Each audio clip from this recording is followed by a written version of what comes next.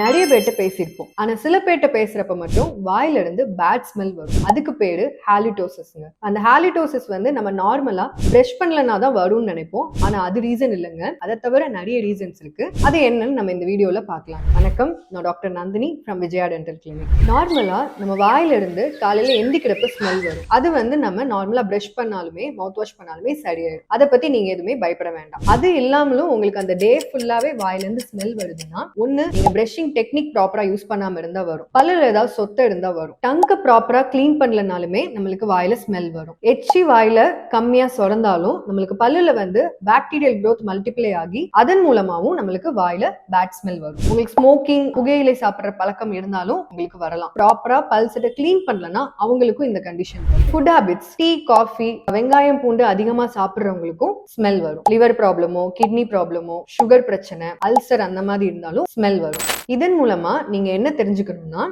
Brush பண்ணாம இருந்தா மட்டும் ஸ்மெல் வந்து வாயில வராது. இவ்வளவு பிரச்சனைகள் இருந்தாலும் உங்க வாயில இருந்து ஸ்மெல் கண்டிப்பா வரும். உங்களுக்கு என்ன பிரச்சனை இருக்குங்கிறத பக்கத்துல உள்ள டாக்டர்கிட்ட கன்சல்ட் பண்ணி தெரிஞ்சுக்கிட்டு அதுக்கேற்ற மாதிரி ட்ரீட்மெண்ட் பண்ணிக்கோங்க. நன்றி.